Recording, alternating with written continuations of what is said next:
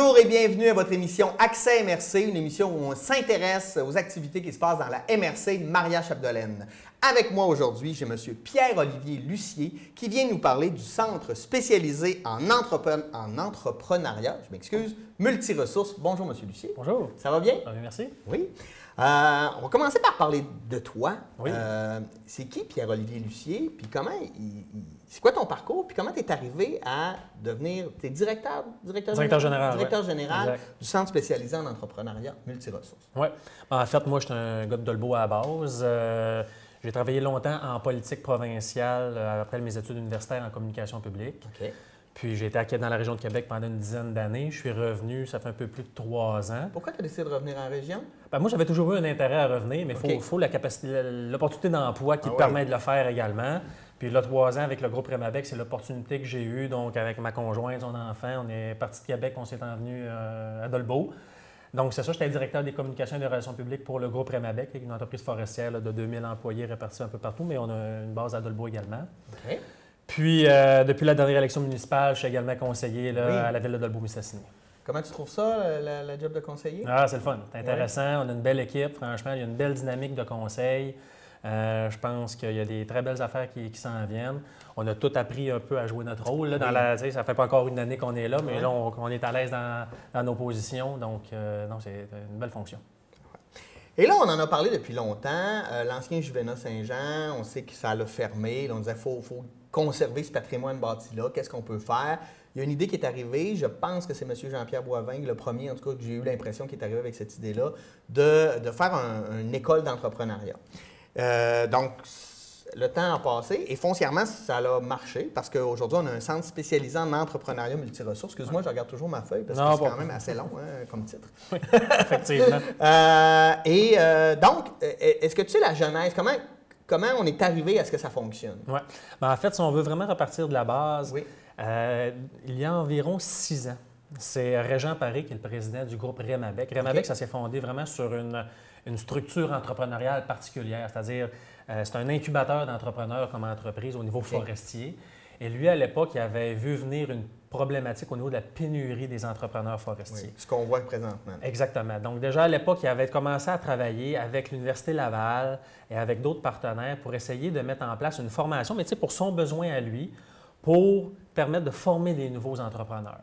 Et ça avait quand même été assez bien fonctionné. Il y a même un manuel qui avait été rédigé pour les formations et tout ça. Par contre, à l'époque, il est venu la crise forestière, c'est-à-dire qu'il y a eu la diminution de la capacité forestière, il y a eu la parité du dollar avec les États-Unis, la montée du prix de l'essence. Bref, le besoin n'était plus aussi criant. Par contre, il y a 3 ans, donc en 2015, là, l'industrie a recommencé à mieux aller et le besoin a commencé à se faire sentir à nouveau. Donc là, Remabec a voulu remettre ça sur les rails, mais au lieu de le faire juste pour eux, ils ont commencé à vouloir approcher d'autres partenaires parce que l'ensemble de l'industrie vit la même problématique. Donc là, c'est là que c'est devenu non un projet d'une entreprise et même pas un projet d'industrie, c'est devenu un projet du milieu. C'est-à-dire que tu as des gens, vous avez parlé de M. Boivin, effectivement, qui était préfet à l'époque, il était très impliqué, il avait même été président du conseil d'administration provisoire. Après ça, Produits forestiers résolus également s'est impliqué rapidement comme une autre entreprise majeure qui, eux aussi, ont des besoins. Et d'autres partenaires privés se sont greffés, on pense à Desjardins, à Rio Tinto, à Hydromec ici, à Libert. Et à l'époque, l'objectif était de pouvoir monter ce projet-là et le faire au Juvénat, dans le temps que l'école privée était encore en fonction. C'était le lieu parfait parce que le centre avait besoin de juste une partie des locaux. L'école privée, à l'époque, avait de la latitude à ce niveau-là. Et c'est un lieu qui permet de pouvoir héberger les gens, de les nourrir et même de pouvoir créer une espèce de milieu de vie avec toutes les commodités qu'il y a autour du bâtiment. Mais là est venue la problématique que l'école privée a fermé. Donc là, ça a remis un peu le projet sur la glace parce qu'il n'y avait pas d'autres endroits comme ça à Dolbeau qui permettaient d'avoir toutes les commodités en même temps.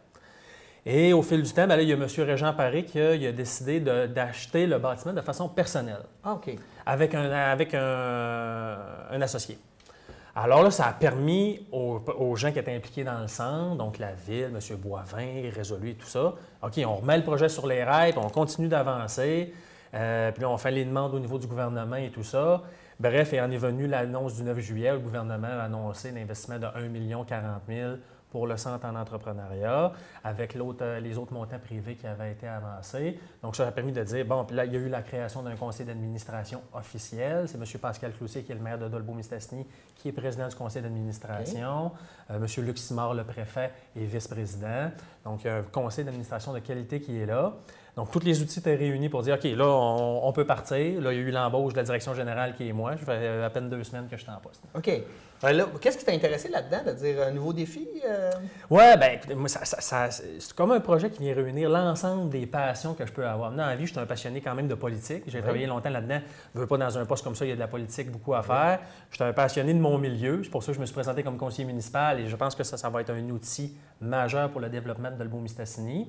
Puis je suis un passionné aussi du secteur des ressources naturelles puis de la forêt parce que j'ai travaillé là-dedans, dans le secteur privé. Et même à l'époque, en politique, la majeure partie des postes que j'occupais, c'était au niveau du ministère des Ressources naturelles. Ah, ouais. Alors, ça venait vraiment réunir... C'est un poste pour toi. Exactement. Donc, c'est pour ça que quand j'ai été approché pour le poste, j'ai pas hésité. Puis je trouvais que c'était un défi sur mesure. OK.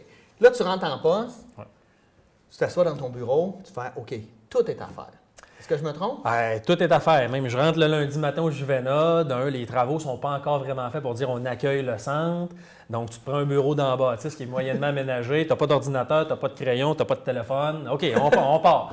Donc, première étape, tu vas t'acheter un ordinateur, tu mets une allumette, tu te fais créer un courriel. Puis, OK, fait qu'étape par étape. Fait que là, on est encore là-dedans un peu, ça fait juste 2 semaines. On est en train de se structurer. On travaille beaucoup maintenant sur nos programmes de formation. On est chapeauté là-dessus par le Centre d'entrepreneuriat et d'essaimage de l'Université du Québec à Chicoutimi, le CEE-UQAC, qui ont une expertise là-dedans. Donc, c'est eux qui nous accompagnent pour vraiment s'assurer qu'on a des programmes de formation qui vont être crédibles puis adaptés aux besoins qu'on a. Fait qu'on la roue roule tranquillement. OK. Là, qu'est-ce qui s'en vient là, pour les prochaines semaines? En fait, l'objectif, c'est d'accueillir les premiers étudiants quand? Les premiers objectifs qu'on a, c'est l'automne avancé, fin novembre. Évidemment, s'il n'y a pas d'imprévu... De cette année, là? Oui. Ah oui, quand même. Oui, Moi, je pensais que tu allais me dire l'an prochain. Non, écoutez, on s'est donné des objectifs ambitieux. On se donne quand même une marge de manœuvre au cas où que, bon, est-ce que les travaux dans la bâtisse iront à la vitesse qu'on veut? Est-ce que le montage de nos contenus de formation ira roulera rondement? Il peut y avoir un paquet d'imprévus, c'est nouveau, tout est à créer. Oui. Mais notre premier objectif est de pouvoir accueillir nos premières cohortes d'entrepreneurs en activité, puisqu'il va y avoir plusieurs types de clientèle, à la fin novembre. OK, quand même, ça va vite. Sous toute réserve. OK. Donc, là, les étapes, qu'est-ce qui s'en vient? Là? Aménagement des locaux, ça, c'est parti. Oui, ça va se commencer bientôt. Moi, je suis en poste, mais tout l'aménagement des installations que nous, on va occuper dans le Juvena, ça va commencer à se faire incessamment. On a des rencontres qui ont déjà été faites là-dessus pour les plans et tout ça. Okay. Ensuite, là, moi, je suis actuellement dans l'embauche d'un adjoint administratif pour m'aider quand même dans tout ça. Et après ça, comme j'ai parlé, là, travailler sur les contenus de formation. Puis après ça, moi, il va falloir que je prenne mon baluchon, que je parte un peu partout au Québec parce que c'est un centre qui a une vocation provinciale. On ne vise pas local. On veut vraiment répondre aux besoins de l'industrie partout au Québec. Donc, moi, il faut que j'aille présenter ça dans chacune des régions, dans les clientèles cibles qu'on a identifiées, puis aller rencontrer d'autres partenaires potentiels. On a déjà un beau bassin de partenaires privés qui nous ont permis d'amasser plus d'1,2 million en financement privé. Mais là, on a besoin d'aller quand même plus loin là-dedans. Donc, on va travailler là-dessus dans les prochains mois. C'est intéressant parce que si le privé investit, c'est parce qu'ils s'attendent aussi à ce qu'il y ait des retombées assez directes là, pour le milieu du travail. Oui, pourquoi ça a émané, ce projet-là? C'est parce qu'il y a un besoin. Souvent, si tu écoutes les dragons, souvent qui disent « Est-ce que ton projet répond à un besoin? » C'est la clé du succès. Bien, nous, on sait qu'il y a un succès parce qu'il y a un besoin à la base, minimalement dans le secteur forestier. Il y a un besoin d'optimisation des compétences des entrepreneurs actuels. Il y a un besoin de former des nouveaux entrepreneurs. Donc, ça, c'est certain. Et puis ça, c'est l'ensemble du Québec. Puis quand on parle actuellement, la base d'entrepreneurs forestiers au Québec, on parle d'environ 2500 entrepreneurs qui ont besoin d'être formés ou soit d'être renouvelés. Et après ça, on peut parler de tous les autres créneaux également, le multiressources qu'on a ciblé. C'est qui votre clientèle cible? Quand tu dis, là, je vais faire le tour du Québec pour attirer des gens, qui tu vises dans ta tête? Bien, en fait, on peut le diviser en 2 sections. Premièrement, les créneaux, les secteurs d'activité qu'on a ciblés, évidemment, en premier lieu, c'est la forêt. Oui. Parce que les gens qui sont à la base de ça, c'est leur expertise première. Et c'est pour ça que ça s'est fait à Dolbeau-Mistassini, parce qu'au Québec, quand tu regardes c'est qui a la première expertise en entrepreneuriat forestier, c'est ici. Oui. Tu vas sur la Côte-Nord, en Mauricie, en Abitibi, dans le nord de l'Ontario, c'est qui fait les opérations forestières? C'est du monde du nord du lac. Oui. Quasiment partout. Donc, c'était logique que ça se fasse ici. Par contre, on va aller un peu plus loin en se disant, bien, on est dans une région ressources, puis il y a des autres besoins, donc on pense à l'agriculture, on pense au secteur minier. Un entrepreneur, un sous-traitant dans le secteur forestier, par exemple, qui fait de la voirie forestière, c'est-à-dire il y a une pelle, puis d'autres équipements pour faire du chemin, ou un entrepreneur qui est un sous-traitant dans une mine, qui fait les opérations, c'est un peu le même genre de business, là. Donc, on sait qu'on pourrait... capable de se diversifier, là. Exactement. C'est sûr qu'on va aller chercher des formateurs adaptés à chacun des secteurs, mais on veut explorer ce créneau-là. On pense au secteur du transport. Oui, c'est un secteur, c'est un pan du volet forestier. On a beaucoup d'entrepreneurs en transport qui sont dans le volet forestier. Mais à terme, si tu es un entrepreneur dans le secteur du transport, tu possèdes ton camion, tu transportes du bois, ou tu es un entrepreneur qui possède son camion, qui transporte des poulets. Ou du minerai. Ou du minerai, bien, tu gères une entreprise de transport. Ouais. Donc, on veut pouvoir s'adresser à cette clientèle-là également. Il y a le secteur faunique qui est très intéressant à développer aussi. Donc, ça, c'est les créneaux dans lesquels on veut développer. Maintenant, dans chacun de ces créneaux-là, il y a des clientèles différentes. C'est-à-dire, on s'adresse en premier lieu aux entrepreneurs en activité. La personne qui a déjà une business en opération. Plus se spécialiser ou peut-être pousser plus loin ses activités, c'est ça? Oui, puis optimiser ses compétences. Parce que faire mieux avec ce qu'il y a déjà, parce qu'il y a des nouvelles technologies, des nouvelles manières de faire qu'il ne connaît peut-être pas.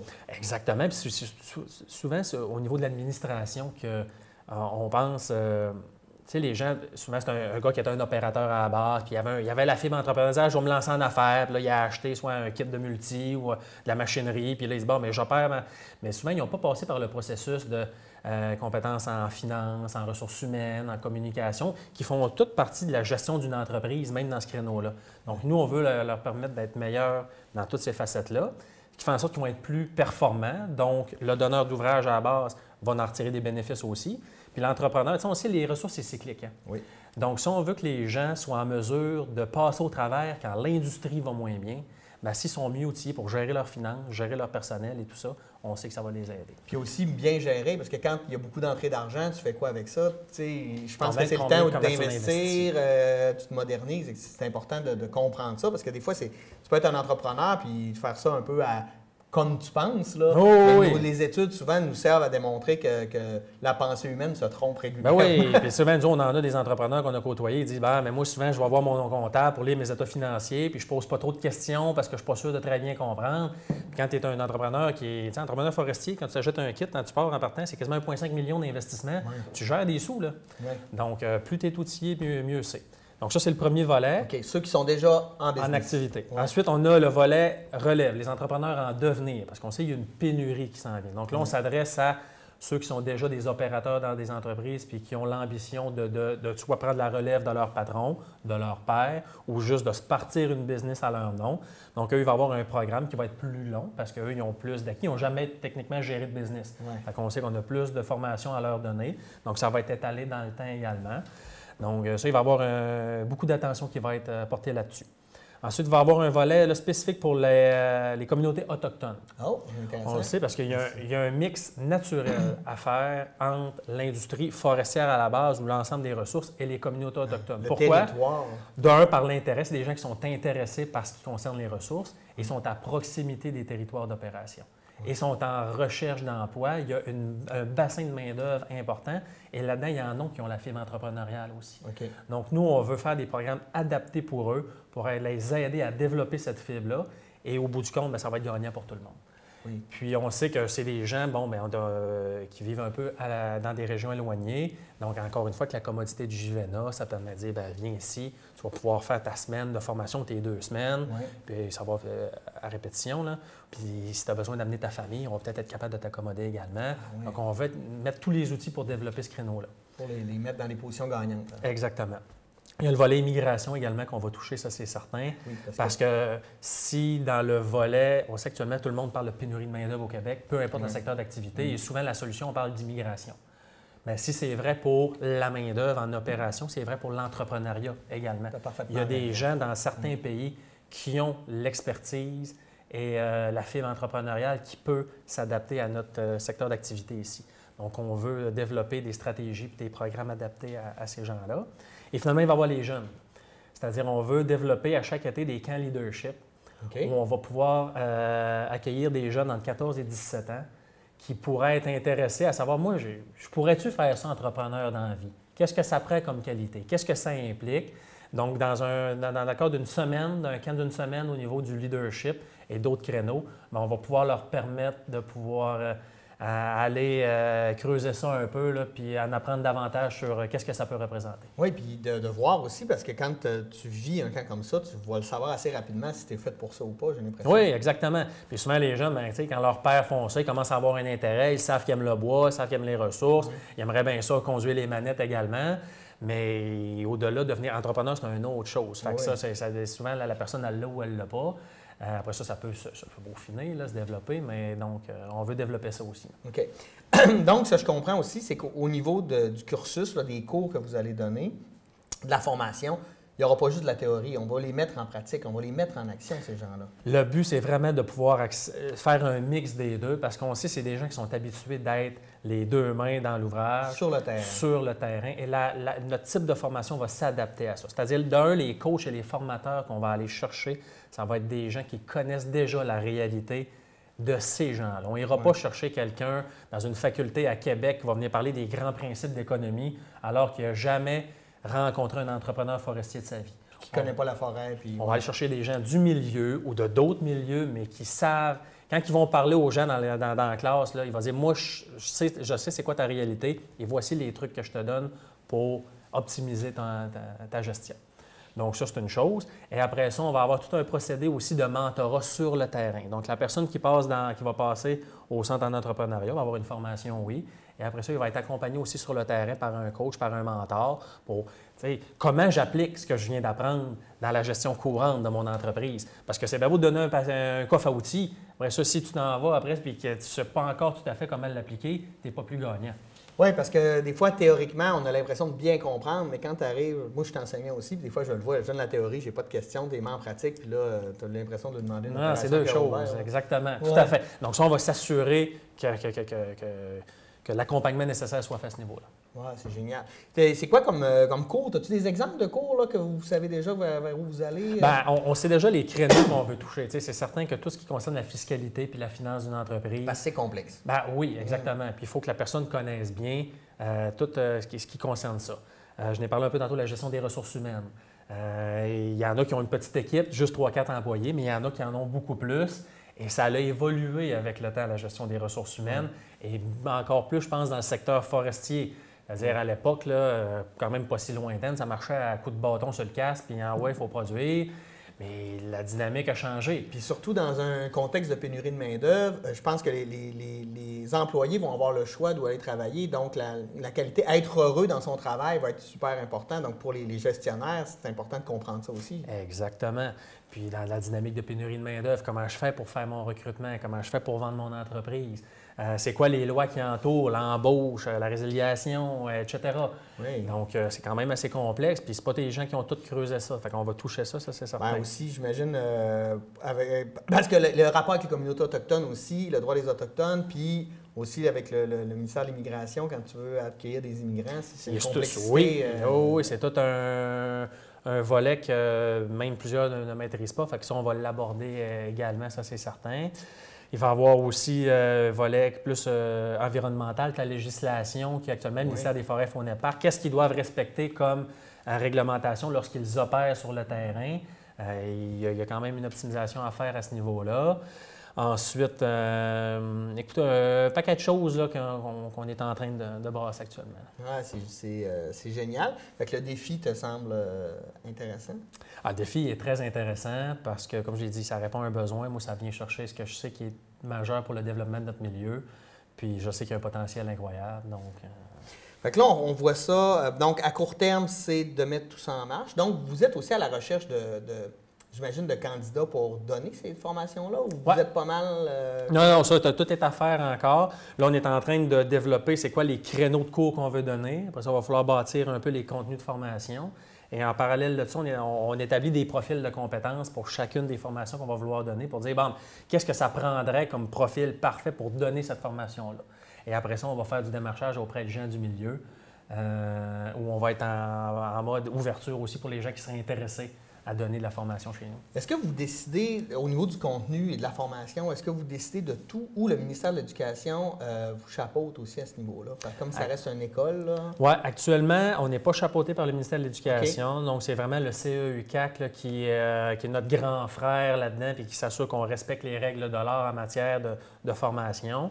Par contre, à terme, notre objectif, c'est que d'ici les 3 prochaines années, qu'on réussisse à aller chercher une reconnaissance de notre certification au niveau du ministère de l'Éducation. Parce que d'un, ça assure une pérennité du financement et aussi, ça a une plus-value pour la personne qui suit la formation. Bien, c'est le fun de recevoir un diplôme. Oui, il va en avoir un. Actuellement, ça va Ouais. être une attestation maison et on pense qu'avec la crédibilité qu'on va se donner et la qualité de formation qu'on va donner, bien, ça va quand même être une plus-value pour la personne qui repart avec son diplôme du Centre en entrepreneuriat multiressources de Dolbeau-Mistassini. Comme actuellement, les gens qui vont à l'école d'entrepreneurship de Beauce, qui n'est pas reconnu par le ministère de l'Éducation, c'est une fierté maintenant pour eux autres de mettre ça sur leur mur parce qu'ils ont réussi à développer la crédibilité. Ouais. La personne qui regarde le diplôme, « Oh, je le sais qu'à cause que tu es allé là, tu es un meilleur entrepreneur maintenant. » Bien, nous autres, on veut aller là, mais on veut aller plus loin que ça. C'est-à-dire, on veut vraiment être capable d'aller chercher une accréditation on ne sait pas encore si ça sera de formation professionnelle, collégiale ou universitaire. Les démarches sont à faire. On va travailler avec le ministère de l'Éducation là-dessus. Il y a déjà des premières démarches qui ont été faites, mais on le sait qu'il y aura un travail probablement sur 3 ans pour en arriver à notre objectif. Tu parlais de l'école de Beauce. Donc ça existe aussi ailleurs au Québec, ce genre de centre-là. Est-ce que vous vous êtes inspiré de ce qui se faisait ailleurs? Vous avez décidé, on part avec nos idées, puis on s'en est inspiré un peu dans la mesure du fait qu'on parle, comme certaines autres entités, d'entrepreneuriat. Ouais. Mais la comparaison s'arrête à peu près là. OK. Nous, dans le fond, c'est parce que ce qui fait notre particularité, c'est qu'on a vraiment voulu cibler un créneau précis. On est vraiment niché comme créneau. Ressources naturelles. Oui, exactement. Fait que, nous, on ne s'adresse pas à personne qui veut se partir un dépanneur ou personne qui a une compagnie de création de site web ou whatever, puis que la personne, ces gens-là, puis qui veulent devenir, optimiser leurs compétences en gestion, ils peuvent aller en Beauce ou dans d'autres entités qui donnent la formation. Puis c'est parfait. Oui. Puis même ici, dans le milieu, il y a des gens qui donnent déjà de la formation ou qui ont une partie d'expertise dans ce que nous on parle au Centre de formation professionnelle. Le Cégep de Saint-Félicien en a également. Même l'université qui n'est pas si loin. Oui, exactement. Je parle du CEUCAC depuis tantôt. Ils en font déjà une partie. Puis notre but, nous autres, c'est pas de répéter ce qui se fait déjà. Nous, on va être un canalisateur d'expertise, c'est-à-dire on va créer notre propre contenu. Et pour ce qu'on sait qu'il y a déjà d'autres personnes, d'autres entités qui l'ont, mais on a des partenariats de fait avec ces gens-là. On a déjà des ententes avec le CFP, avec le Cégep, avec l'université pour dire, nous, là, la clientèle qui va venir chez nous, quand va venir le temps de donner un cours qu'on sait que vous avez déjà l'expertise puis les formateurs, c'est vous autres qui allez venir donner la formation. Entre autres, tu parlais d'environnement ou avec le milieu naturel, il y a une belle expertise. Oui, exactement. Donc, on le sait qu'il y a déjà des gens du milieu. On a parlé également au Collège d'Alma, pas plus tard que la semaine dernière. Les autres, en agriculture, sont très avancés dans ce créneau-là. On ne réinventera pas le roue, puis le but, ce n'est pas d'aller voler de la clientèle aux autres. C'est de dire comment on fait pour que tout le monde soit gagnant. Puis c'est une offre complémentaire, en fait. Là. Exactement. Ça fait que la personne qui va passer chez nous va avoir une offre bonifiée parce qu'on va aller chercher les forces d'un peu tout le monde. Puis en même temps, pour les autres entités, bien, ça leur permet d'ajouter aussi de la clientèle que peut-être, nous, si on est capable d'aller chercher de la clientèle en Abitibi parce qu'on a un créneau spécifique, bien, peut-être que ceux ne seraient pas venus au CFP de Dolbeau. Parce qu'il y a peut-être quelque chose qui se donne vraiment niché comme ça chez eux. Donc, je pense que ça va être bon vraiment pour l'ensemble des joueurs. C'est quoi la durée de la formation? Ça va varier. Ça dépend du profil que tu as. On va parler d'une formation là, qui va être entre 250 et 950 heures, dépendamment de c'est quoi ton profil. Et on va essayer de faire ça sur des périodes, par exemple, d'1 semaine. Par exemple, pour un entrepreneur en activité, ça va être sur 3 ans, mais 1 semaine par année. Parce qu'on le sait que ces gens-là sont déjà en opération. Sortir l'entrepreneur de son travail pour dire « perd 1 semaine », pas perd 1 semaine, mais sort du bois 1 semaine, puis vient sur les bancs d'école, on sait qu'il y a un coût à ça, puis c'est un sacrifice pour eux. Donc, on veut faire en sorte que, d'un, on va avoir des ententes avec quand on dit les donneurs d'ouvrage, on parle des grandes compagnies comme Résolu, Remabec, qui, eux, engagent les sous-traitants. On va s'assurer qu'il y ait des mesures incitatives qui soient mises en place pour que ça ne soit pas pénalisant pour l'entrepreneur. Et en échelonnant ça sur 3 ans, on rend ça plus accessible également. Oui, plus facile. Et à des coûts accessibles. Notre objectif aussi, c'est que ce soit des coûts qui soient minimes et peut-être un peu forts, mais très accessibles. Parce que le but, c'est de donner la formation aux gens, c'est pas de faire des sous sur le dos des entrepreneurs. C'est ça, je comprends. Donc, puis on sait qu'on va avoir des ententes avec Emploi Québec à venir, avec les donneurs d'ordre. Fait qu'au bout du compte, l'entrepreneur qui va venir ou le jeune qui va venir chez nous devrait sentir quand même à bon compte. Si moi, je sais pas, moi, je suis quelqu'un je considère que je pourrais peut-être te rendre service en donnant de la formation, est-ce que on peut communiquer avec vous pour se proposer ou pour dire regardez, moi j'ai cette expertise-là, si ça vous intéresse? Absolument. Il y a plusieurs façons. Vous pouvez vous présenter directement dans ce qui est l'ancien Juvena Saint-Jean. Je suis déjà établi. Il y a un courriel qui est info@csemr.ca ou le 418-276-1906. Donc, Puis est-ce que c'est les mêmes informations si on a besoin, si on a le goût d'appliquer? Moi, j'ai le goût d'avoir ces cours-là. Comment je fais pour je pense que peu importe l'information que tu as besoin, les portes d'entrée que je viens de donner, pour l'instant, c'est moi. Peu importe l'outil que tu prends, c'est tout le temps moi qui ai le répondant. Ouais. Éventuellement, il y aura peut-être une autre personne qui s'ajoutera. Mais fait que oui, je suis en mesure que ce soit une personne qui veut suivre une formation éventuellement, une personne qui veut devenir formateur, un partenaire financier ou quoi que ce soit. Je suis là pour répondre à l'ensemble des questions. Bien, c'est un projet vraiment génial parce qu'on sait des fois quand il arrive des projets comme ça, on en entend parler, on a l'impression, ouais, tu sais, je sais pas que ça va dans le manche, mais là, on sent que la communauté s'est mise en arrière de ça puis que ça a fonctionné dans un temps relativement rapide. Bravo, bon succès là-dedans. Merci beaucoup. Moi, je vais te laisser aller travailler parce que j'ai l'impression que tu as beaucoup d'ouvrages en avant de toi. Merci beaucoup, Pierre-Olivier Lucier. Bonne continuation aussi au conseil municipal. Merci. Donc, c'était Pierre-Olivier Lucier qui nous parlait du Centre spécialisé en entrepreneuriat multiressources de Dolbeau-Mistassini. Est-ce que c'est Dolbeau-Mistassini? On peut parler de la MRC Marie-Chapdelaine? On peut parler du Québec. On peut parler du Québec. Donc, si ça vous intéresse, info@csemr.ca ou aller directement sur place au Juvena Saint-Jean. Le numéro de téléphone déjà? 418-276-1906. Et voilà, c'est dit. Merci beaucoup de nous avoir donné ton temps. Beau projet pour la communauté. Merci beaucoup d'avoir été des nôtres et nous, on se dit à la semaine prochaine pour une nouvelle édition d'Accès MRC. Bonne semaine!